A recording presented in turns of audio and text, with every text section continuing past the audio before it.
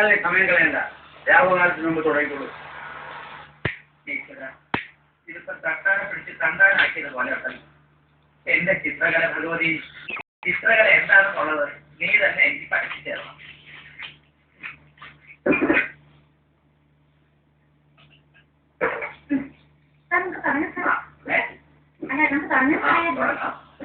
അത് വലിയ മഹാന്മാരൊക്കെ ശ്രമിച്ചിട്ട് പരാജയപ്പെട്ട ഒരു ശീലമായി. അതുകൊണ്ട് പുസ്തകങ്ങളെ തുടങ്ങാനൊക്കെ പറഞ്ഞാൽ പരസ്പരം ഒന്ന് പരിചയപ്പെട്ടിട്ട് പോരെ പരീക്ഷണം.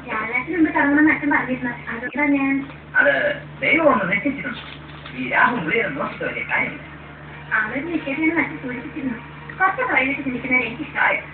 ഈ ഗീതാഞ്ജലി എന്ന് പറയുന്നത് രവീന്ദ്രനാഥ് ടാഗോറിന്റെ എനിക്കറിയാം. ഞാൻ ചോദിച്ചത് ഈ പേരുമായി ഓക്കെ. നമുക്ക് വിഷയത്തിലേക്ക് കാണാം. ഈ ചിത്രകലയെ കുറിച്ച് എന്തെങ്കിലും അറിയാം? അപ്പോൾ നമ്മൾ തുല്യദുഃഖിതർ. അല്ല, ചിത്രകലയിൽ താല്പര്യം തോന്നി തുടങ്ങിയ കാലത്ത് എന്റെ അവസ്ഥ ഇത് തന്നെയായിരുന്നു. ഒന്നും അറിയില്ല. പിന്നെ ഞാൻ ബോംബെയിലെ JJ സ്കൂൾ ഓഫ് ആർട്ടിൽ പോയി 3 കൊല്ലം പഠിച്ചത്. അവിടെ നിന്ന് ഡിഗ്രി എടുത്തു. നമുക്ക് തുടങ്ങാം. മഴവിൽ എത്ര നിറങ്ങളുണ്ട്. You are very intelligent. ഇത് തന്നെയല്ലേ നമ്മൾ ചിത്രകലയിൽ ഉപയോഗിക്കുന്ന വർണ്ണങ്ങൾ. അപ്പൊ ഈ 7 നാം സംഗീതത്തിലും ആവർത്തിച്ചു. സപ്തസ്വരങ്ങൾ. അങ്ങനെ സംഗീത ചിത്രകലയുമായി അഭേദ്യമായി ബന്ധപ്പെട്ടിരിക്കുന്നു. ചിത്രകലയിൽ റിയലിസം, ഫാന്റസി എന്നൊക്കെ പറയുന്നത് പോലെ സംഗീതത്തിനുമുണ്ട് പിരിവ്.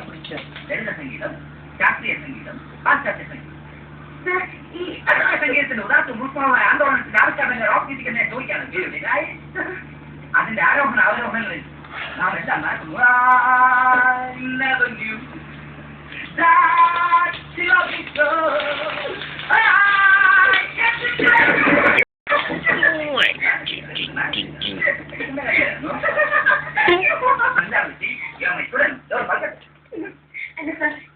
പശുവിനെ പറ്റി 10 വാചകം എഴുതാൻ പറയുമ്പോഴേ അതിനെ പിടിച്ച് തെങ്ങിനെ കെട്ടിയിട്ട് തെങ്ങിനെ പറ്റി 10 വാചകം എഴുതുന്ന പോലെ ഉണ്ടല്ലോ.